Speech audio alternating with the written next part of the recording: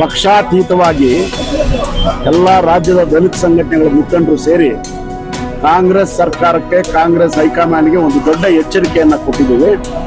ಮಲ್ಲಿಕಾರ್ಜುನ್ ಖರ್ಗೆ ಅವರು ಮತ್ತು ಸಿದ್ದರಾಮಯ್ಯ ಅವರು ಮನಸ್ಸು ಮಾಡಿದ್ರೆ ಇವತ್ತು ಮಹದೇವಪ್ಪ ಅವರು ಮಂತ್ರಿ ಆಗ್ತಾರೆ.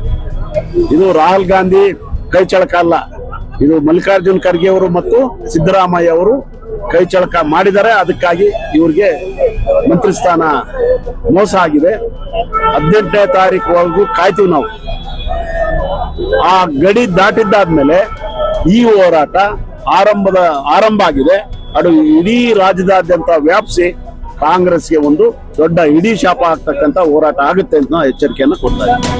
ಸಾಮಾಜಿಕ ನ್ಯಾಯ, ಪ್ರಜಾಪ್ರಭುತ್ವ, ಸಮಾಜವಾದಿ, ಜಾತ್ಯತೀತ, ಪ್ರಜಾಸತ್ತಾತ್ಮಕ 18ನೇ ತಾರೀಕು ಗೊತ್ತಾಗುತ್ತೆ. ನಿಮ್ಮ ಡೋಂಗಿ ನಿಮ್ಗೆ ಗೊತ್ತಾಗುತ್ತೆ ನಮಗೆ. ಹಾಗಾಗಿ 18ನೇ ತಾರೀಕು ಗಂಟ ಕಾಯ್ತೇವೆ.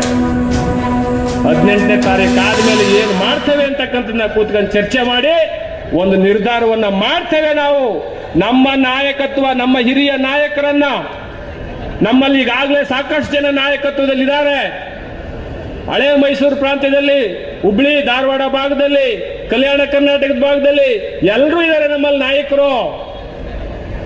ಅವರೆಲ್ಲರನ್ನು ಒಟ್ಟಾಗಿ ಸೇರಿಸಿ ನಾವು ಚರ್ಚೆ ಮಾಡಿ ತೀರ್ಮಾನ ತಗೊಳ್ತೇವೆ ಅಂತಕ್ಕಂಥ ಮಾತುಗಳನ್ನ ಹೇಳ್ತಾ, ಇವತ್ತಿನ ಈ ಸಮಾವೇಶಕ್ಕೆ ಬಂದಿರತಕ್ಕಂಥ ತಾವೆಲ್ಲರೂ 31 ಜಿಲ್ಲೆಯಿಂದ ಬಂದಿದ್ದೀರಿ.